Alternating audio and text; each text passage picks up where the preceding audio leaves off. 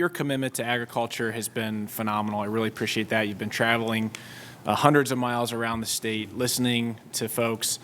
And you had, one of the things I want to talk about dairy a little bit. You had mentioned that 400 less dairy farms. When does that reference?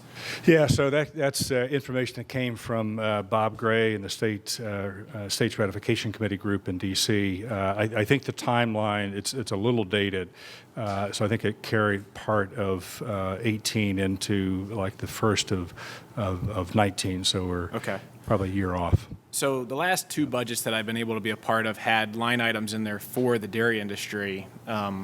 Is there anything in this budget? I looked through it and didn't see anything. Is there anything in there for our dairy farmers specifically this time? So it's found in a couple of areas. One, the Center for Dairy Excellence is funded again, and of course that's been our farm-facing, if you will, work. I'd say that's one area. Two is the farm vitality grants. Continue to be funded this year and requested again in the proposed budget.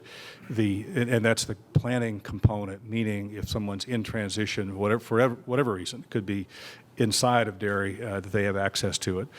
Third is the plan and hope that the $5 million that we had as part of the dairy investment program in the current year and last year as well, is that will continue. But that'll take some additional resources to support both at the CFA level to do it. But there's a couple of places. Then I always point back to Penn State and our partners and University of Pennsylvania to support that. I wanted to talk a little bit about the GGO increase. It's $1.7 million, a 5.3% increase. What's that for? Is that wages and benefits? Yes, and some additional IT features. Okay. Continuing to make investments there. There's also a $250,000 note in the funding reduction for the Commission of Agriculture and Education Excellence.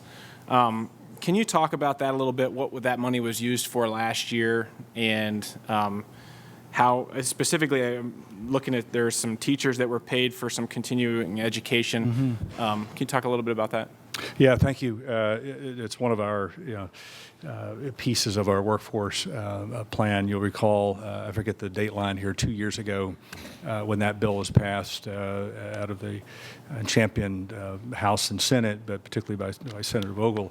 The hope was that we would have a commission that would focus on ag education in Pennsylvania, modeled after what we've done with the State Conservation Commission, where it has a rotating chair every July 1 between the Department of, in this case, Education and Agriculture, with a focus on two things. One, the existing ag science programs we have in the state and how we grow them. And two, the ag education, the lowercase a and e, right, of how do you, from an ag awareness and ag literacy, to take a real active role. But the commission stands with that responsibility. So I share that as background. It took us a little while to get started, and then we had a full year today.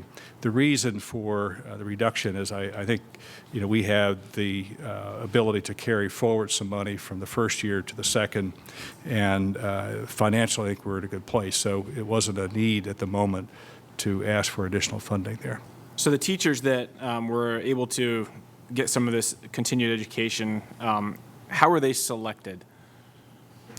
Yeah, and I'm not sure that I can give you a full answer. I can tell you that it is done with support through the commission. So we've got superintendents there and principals and teachers and Mr. Brammer and the FFA and many others are part of that conversation. So it's not the chairman's discretion, if you will. Would it be better to have the Commission for Agricultural Education Excellence as its own line item, would you think, in the budget? That was something that we were talking about. It might be better Yeah, use. I think it's important enough for us. We see it today with the FFA being here that Yeah. it ought to stand right out and be very clear it exists because we're one of the few states with such a commission.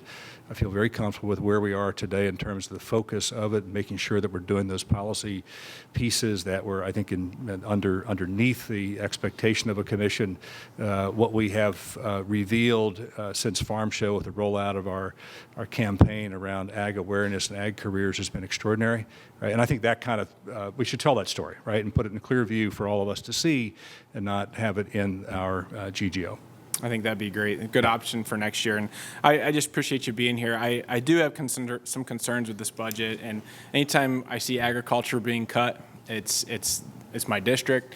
And it's frustrating to see, especially after we invested so much last year. And it was a fun project to work on, really supporting agriculture. And then to come back and see a 7.1 reduction this year it's hard. I mean, we get it, and I get it's a process and it's a conversation that we're all going to be involved in, but it's tough for us to swallow. So appreciate the work. I appreciate that, and thank you for your support.